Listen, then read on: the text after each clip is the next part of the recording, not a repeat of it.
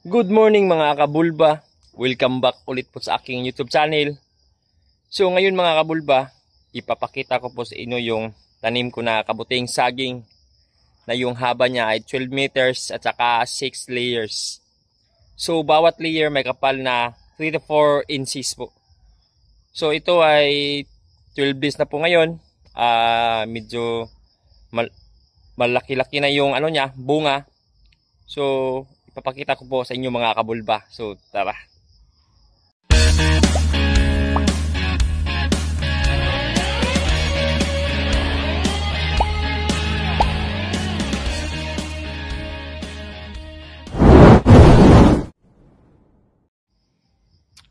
So yan na po yung bunga niya mga kabulba.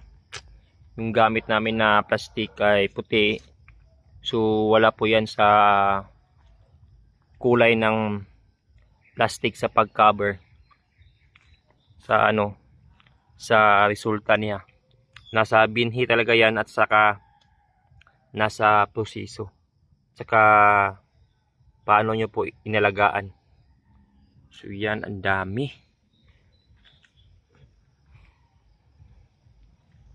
Yun oh. So bubuksan ko din to mga kabulba. Papakita ko sa inyo yung ano talaga niya, bunga niya na walang plastic. So dito banda pwede na to kunin. So yan lang yung dito lang banda yung niya, malaki na talaga. So yung iba button pa talaga. Yan. Yan oh. So kabilaan po yung bunga niya mga kabulba. So haba niya yan oh, 12 meters. Yan.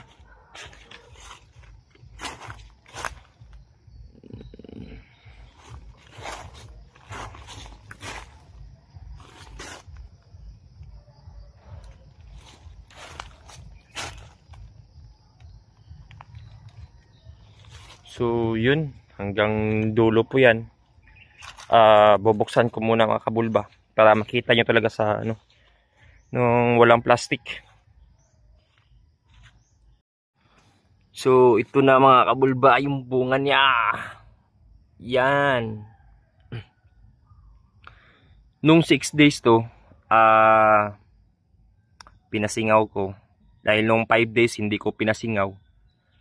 Hindi ko napasingaw. 6 days ko na pinasingaw. Saka nung 7 days. So nung pinakita ko yung video, meron nag-comment na mahina daw yung binhi na ginamit ko.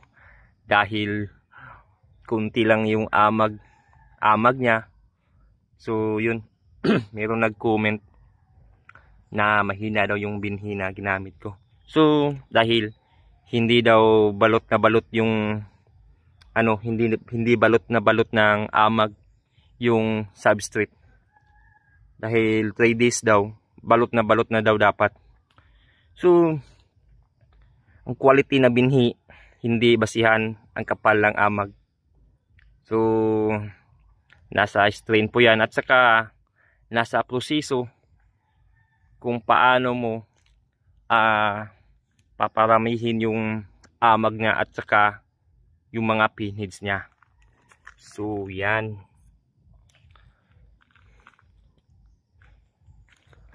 So yun oh.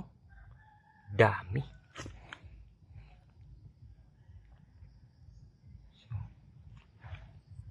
Meron pang kupinos tumubo. Yan.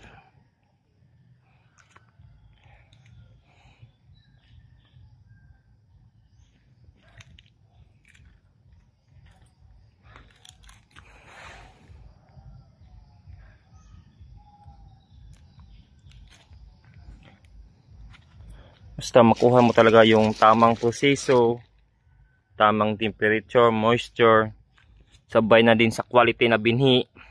Ito talaga yung resulta niya. Dami oh. Parang lansunis. Yun, dito banda. Medyo malaki-laki na. So, pwede na po ito kunin. So, maagang nag-mature dyan.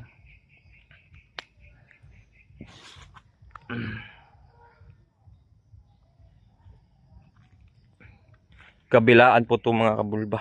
So, titignan natin sa kabila.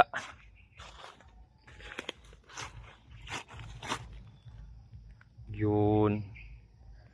Yun oh.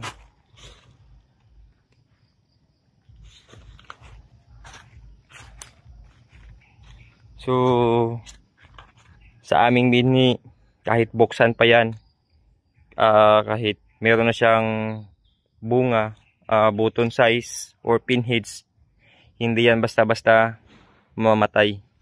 Yan yung kagandahan ng aking binhi mga kabulba.